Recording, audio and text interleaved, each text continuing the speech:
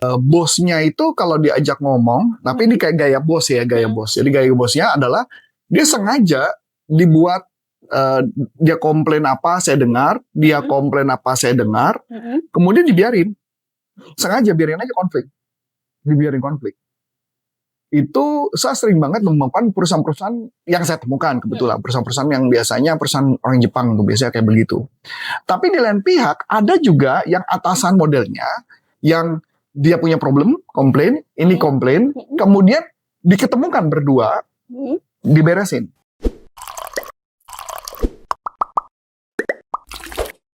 Namanya manajer itu harus siap berantem, bukan untuk bikin drama, tapi demi menjaga kerja tim tetap jalan.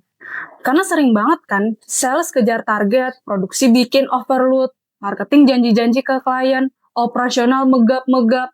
Nah, di episode ini, saya dan Coach Arif bakal ngobrolin kenapa sih konflik antar divisi itu wajar dan seharusnya tidak dihindari, tapi justru dikelola dengan cerdas. Apalagi kalau misalkan kamu sudah ngerti cara kerja pikiran manusia lewat NLP. Penasaran kan? Yuk langsung aja kita bahas dengan Coach Arif. Oke, Kak, apa kabar nih, Coach? Baik.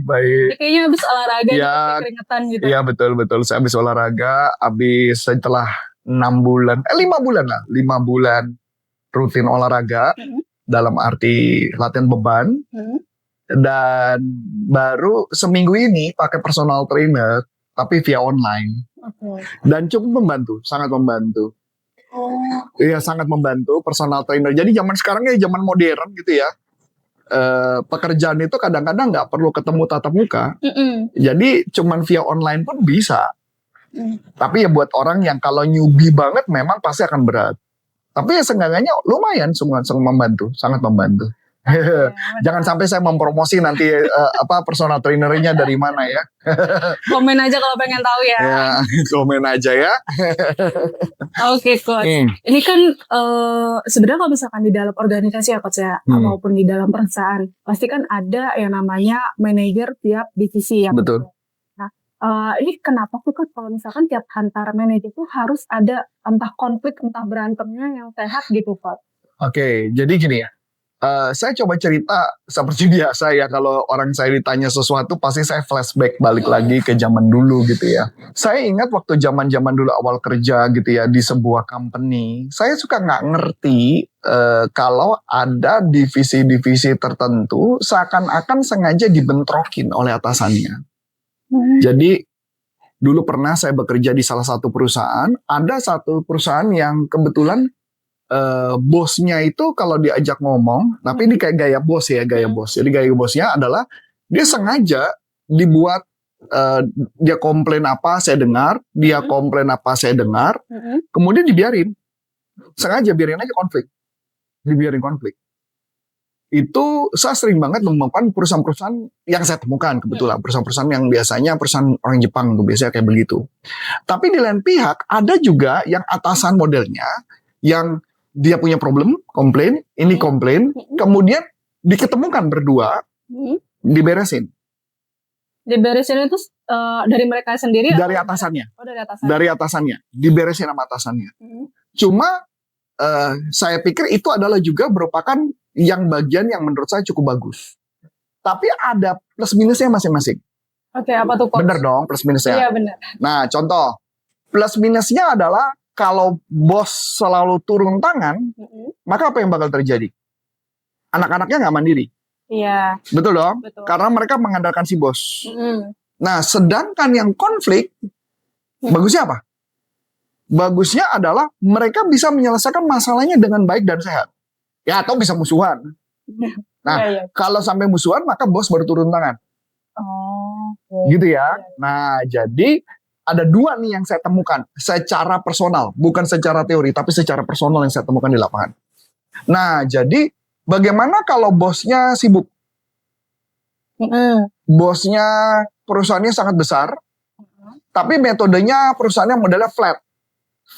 Jadi flat piramid, misalnya contoh flat piramid itu misalkan owner, terus kemudian level 1 manager, kemudian staff. Sisanya, jadi semua manajer di bawahnya begini, flat.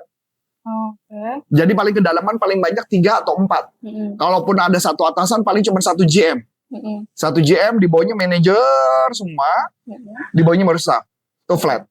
Kalau yang kedalaman, ada direktur, ada owner, ada direktur apa, terus ada bawahannya ada head lagi, headnya ada bawah lagi, dan sebagainya. Jadi kedalamannya bisa sampai 7 sampai 8 kedalaman. Bisa bayangin dong, 7 sampai 8 kedalaman. Makanya kadang-kadang kalau saya di perusahaan besar, saya kadang-kadang suka bingung, ini posisi apa sebenarnya gitu ya. Karena Jadi saking banyak layernya. Jadi gitu ya, kalau bisa dibentuk lagi istilahnya, ini antara manajer, senior manager, supervisor, ada lagi apa lagi di bawahnya, kalau perlu ada lagi gitu. Head apa gitu dibuat gitu. Nah, jadi makanya seperti itu. Nah, kalau perusahaan yang sifatnya memang kedalamannya agak banyak, berarti manajernya cukup banyak dong. Betul. Kalau manajer cukup banyak, sebenarnya konflik itu bagus apa enggak? Kurang. Karena pada dasarnya mereka bisa diselesaikan oleh atasannya. Oke. Tetapi kalau perusahaan yang agak flat, mau nggak mau harus diajarkan bagaimana mereka berkonflik yang sehat. Menurut pendapat saya, bukan teori, tapi menurut pendapat saya.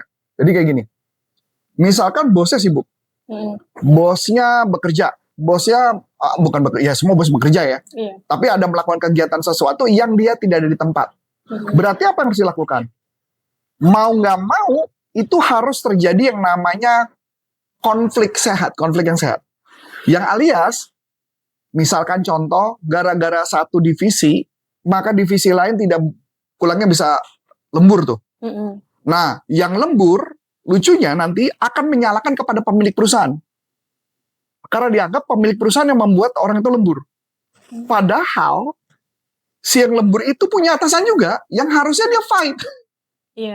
Fight untuk supaya karyawannya nggak lembur. Kecuali memang dia menikmati lembur. Ya, ini kan walaupun lemburnya dibayar nggak dibayar kan bukan cerita tentang dibayar dan tidak dibayar, tapi mengenai seberapa atasan itu mau fight atau tidak. Atasan itu mau nggak memperjuangkan anak buahnya. Nah, itu yang gampang sederhana. Jadi konflik yang sehat itu perlu apa nggak? Perlu. Karena ketika misalkan seandainya atasan turun, ngelihat situasi ini, apa yang terjadi? Kita kan melihat bahwa si bawahan ini dianggap tidak punya kemampuan berkomunikasi yang baik, tidak punya kemampuan bernegosiasi yang baik, yang ada adalah kemampuan cuma nyalahin situasi. Yang kalau nyalahin situasi udah pasti dia nggak akan naik pangkat dan sampai kapan. Serba salah nih, ya kan? Jadi kalau dia mau naik pangkat berarti apa? Dia harus ambil tanggung jawab, ya dong.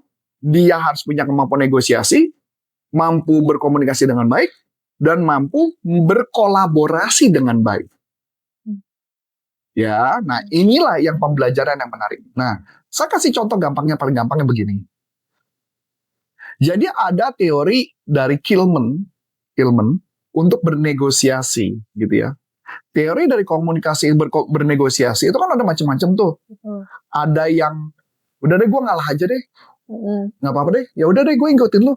Oh, gara-gara divisi ini ngalah. Ya, dia ngalah, ya udah lembur lah, ngalah gitu ya. Itu kan berarti artinya kompromi ya. Iya. Kompromi dong. Kalau kompromi itu berarti ada yang win, ada yang lose. Atau dua-duanya sakit hati. Kalau udah sakit hati apa yang terjadi? Udah deh gue nggak kerjain. Gue juga nggak kerjain, lose.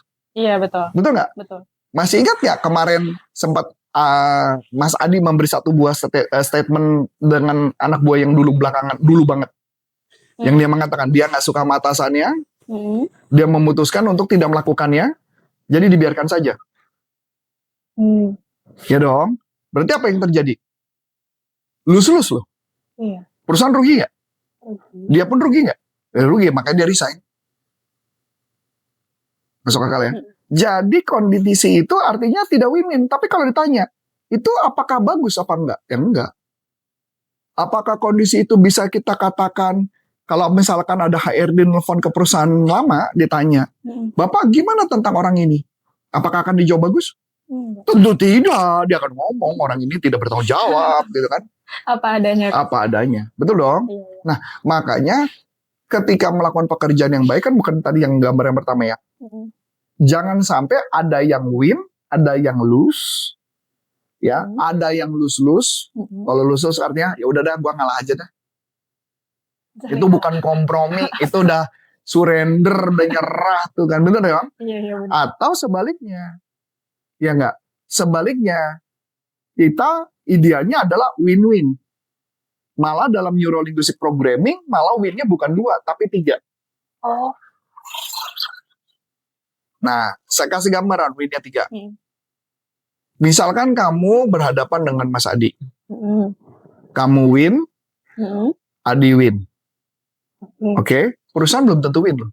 Misalnya Adi curang, melakukan kecurangan.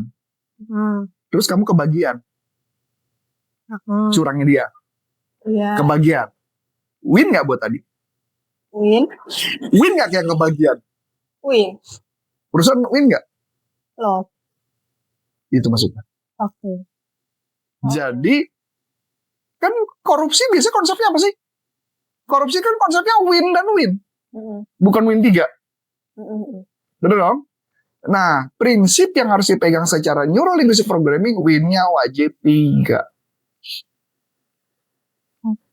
Nah, itu gimana caranya biar kita tuh bisa win-nya tuh 3 Coach dalam menghadapi konflik sehat Coach? Gampang. Jadi tadi ya, ketika sudah ada problem, berarti kan dia harus fight ya. Nah, gimana caranya dia supaya fight? Yang harus dia lakukan, ambil contoh. Ketika kamu merasa bahwa kerjaanmu keberantakan gara-gara tim lain, maka yang harus punya kemampuan adalah kamu punya kemampuan untuk ajak meeting, sampaikan pendapat, sampaikan problem, oke ya, sampaikan pendapat, sampaikan problem, yuk kita kerjakan bersama. Solusinya apa? Itu yang disebut namanya collaboration. Collaborate. Maka pertanyaannya, kamu win nggak? Win. Adi win nggak? Win. Perusahaan win nggak? Win. Jadi cari tahu. Nah, bagaimana supaya win yang ketiga adalah apa value perusahaan? Yang paling penting. Betul dong? Misalkan contoh, kamu mau mengajukan sesuatu kepada saya. Tetapi sesuai nggak dengan win yang ketiga? Kalau sesuai dengan win yang ketiga, maka kamu baik-baik aja. Dapat ya? Iya. Kan biasa kan setiap pengusaha pasti punya value-value yang paling penting. Nah, itu yang dipegang. Oke. Nah, ada nggak sih hal-hal yang perlu diperhatikan dari masing-masing manajer nih biar mereka tuh belajar untuk konflik sehat di dalam kantor gitu, Coach? Ya. Tadi, tugas kita ketika kita bernegosiasi yang paling baik adalah saya mau nggak menghargai niat positif kamu. Dan sebaliknya, kamu mau nggak menghargai niat positif saya? Caranya. Dan pertanyaan caranya. Saya tanya, Aulia, saya ingin tanya dong, kenapa sih kamu kok ngejar-ngejar saya banget? Kenapa saya kejar-kejar banget kerjaannya? Jawabanmu apa? Nah, oh iya dong, kalau mama saya nggak ngejar-ngejar kamu, nanti pekerjaan saya nggak selesai. Saya pulang malam. Sama saya tiap hari pulang malam dulu. Kan saya nggak mau gitu dong. Saya menghargai nggak tentang kamu nggak pulang malam? Kalau saya nggak mau menghargai, saya bilang, bodoh amat urusan lu pulang malam. Yang penting kerjaan gue santai. Itu nggak win-win dong? Iya, enggak. Nah, makanya. Saya mau menghargai nggak? Dan sebaliknya, Auli juga nanya sama saya. Kenapa sih kamu mau kerjanya santai? Kenapa nggak mau cepet-cepet? Kenapa mau santai-santai? Ya, misalkan, saya mau santai-santai biar saya nggak merasa terbebani.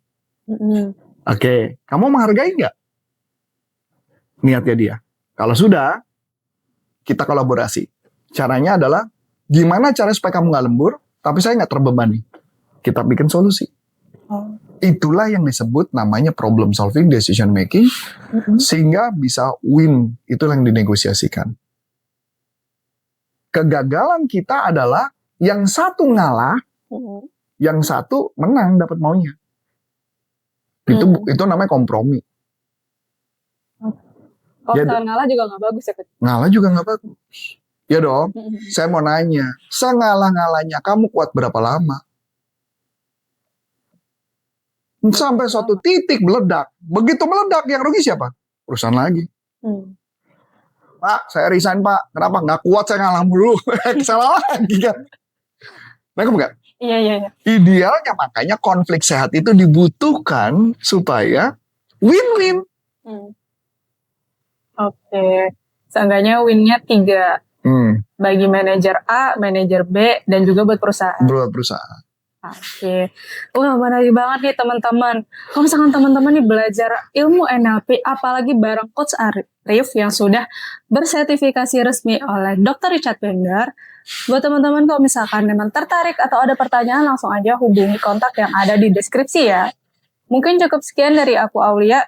Dan saya Coach Antonius Arif mengucapkan terima kasih. Sukses buat Anda. Sampai jumpa. NLP for Business untuk Indonesia. Bye-bye.